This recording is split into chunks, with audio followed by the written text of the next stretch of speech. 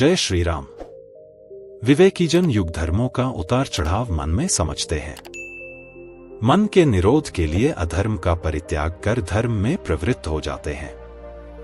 निरुद्ध मन का भी विलय हो जाने पर युगों के साथ साथ कल्प का भी अंत हो जाता है। पूर्णता में प्रवेश दिलाकर कल्प भी शांत हो जाता है। यही प्रलय है जब प्रकृति पुरुष में विलीन हो जाती है। इसके पश्चात महापुरुष की जो रहनी है वही उसकी प्रकृति है, उसका स्वभाव है। योगेश्वर श्री कृष्ण कहते हैं, अर्जुन, मूढ़ लोग मुझे नहीं जानते।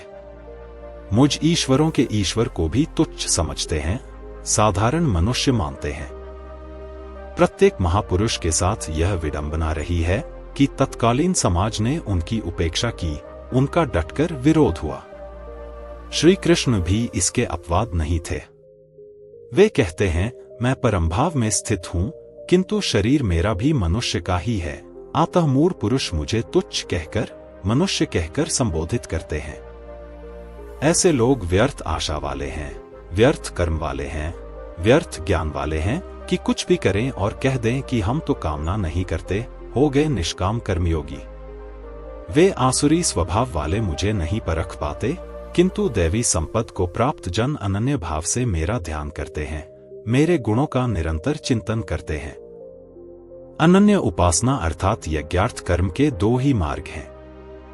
पहला है ज्ञान मार्ग अर्थात अपने भरोसे, अपनी शक्ति को समझकर उसी नियत कर्म में प्रवृत्त होना, और दूसरी विधि स्वामी सेवक भावना की है, जिसमें सद्गुरु के प्रति समर्पित होकर वही कर्म किया जाता है। इन्हीं दो दृष्टियों से लोग मुझे उपासते हैं, किंतु उनके द्वारा जो पार लगता है वह यज्ञ, वह हवन, वह कर्ता, श्रद्धा और औषधि जिससे भवरोग की चिकित्सा होती है, मैं ही हूं। अंत में जो गति प्राप्त होती है वह गति भी मैं ही हूं।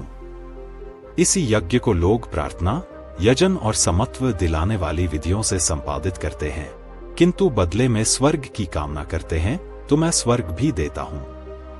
उसके प्रभाव से वे इंद्रपद प्राप्त कर लेते हैं, दीर्घकाल तक उसे भोगते हैं, किंतु पुण्यक्षीण होने पर वे पुनर्जन्म को प्राप्त होते हैं। उनकी क्रिया सही थी, किंतु भोगों की कामना रहने पर पुनर्जन्म पाते हैं। अतः भोगों की कामना नहीं करनी चाहिए। जो अनन्य भाव से अर्थात मेरे सिवाय दूसरा है ही नहीं, ऐसे भाव से जो निरंतर मेरा चिंतन करते हैं, लेश मात्र भी त्रुटि न रह जाए ऐसे जो भजते हैं, उनके योग की सुरक्षा का भार मैं अपने हाथ में ले लेता हूं। इतना होने पर भी कुछ लोग अन्य देवताओं की पूजा करते हैं। वे भी मेरी ही पूजा करते हैं, किंतु वह मेरी प्राप्ति की विधि नहीं है। वे संपूर्ण यज्ञों के भोक्ता के रूप में मुझे नहीं जानते, अर्थात उनकी पूजा के परिणाम में मैं नहीं मिलता, इसीलिए उनका पतन हो जाता है। वे देवता, भूत अथवा पितरों के कल्पित रूप में निवास करते हैं, जबकि मेरा भक्त साक्षात मुझ में निवास करता है, मेरा ही स्वरूप हो जाता है। योगेश्वर श्री कृष्ण ने इस यज्ञार्थ कर्म को अत्यंत सुगम बताया कि कोई फल फूल या जो भी श्रद्धा से देता है उसे मैं स्वीकार करता हूं। अतः अर्जुन, तू जो कुछ आराधना करता है मुझे समर्पित कर। जब सर्वस्व का न्यास हो जाएगा तब योग से युक्त हुआ तू कर्मों के बंधन से मुक्त हो जाएगा, और वह मुक्ति मेरा ही स्वरूप है। दुनिया में सब प्राणी मेरे ही हैं। किसी भी प्राणी से न मुझे प्रेम है न द्वेष। मैं तटस्थ हूं, किंतु जो मेरा अनन्य भक्त है मैं उसमें हूं और वह मुझ में है।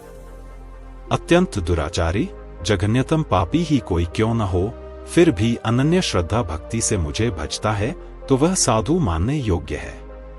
उसका निश्चय स्थिर है तो वह शीघ्र ही परम से संयुक्त हो जाता है और सदा रहने वाली परम शांति को प्राप्त होता है। यहां श्री कृष्ण ने स्पष्ट किया कि धार्मिक कौन है। सृष्टि में जन्म लेने वाला कोई भी प्राणी अनन्य भाव से एक परमात्मा को भजता है, उसका चिंतन करता है, तो वह शीघ्र ही धार्मिक हो जाता है। अतः धार्मिक वह है जो एक परमात्मा का सुमिरन करता है। अंत में आश्वासन देते हैं, अर्जुन, मेरा भक्त कभी नष्ट नहीं होता। कोई शूद्र हो, नीच हो, आदिवासी हो या अनादिवासी या कुछ भी नामधारी हो, पुरुष अथवा स्त्री हो अथवा पापयोनि, तिर्यक योनि वाला भी जो हो, मेरी शरण होकर परम श्रेय को प्राप्त होता है। इसलिए अर्जुन, सुखरहित क्षणभंगुर किंतु दुर्लभ मनुष्य शरीर को पाकर मेरा भजन कर। फिर तो जो ब्रह्मा में प्रवेश दिलाने वाली अर्हताओं से युक्त है, उस ब्राह्मण तथा जो राजर्षित्व के स्तर से भजने वाला है, ऐसे योगी के लिए कहना ही क्या है, वह तो पार ही है।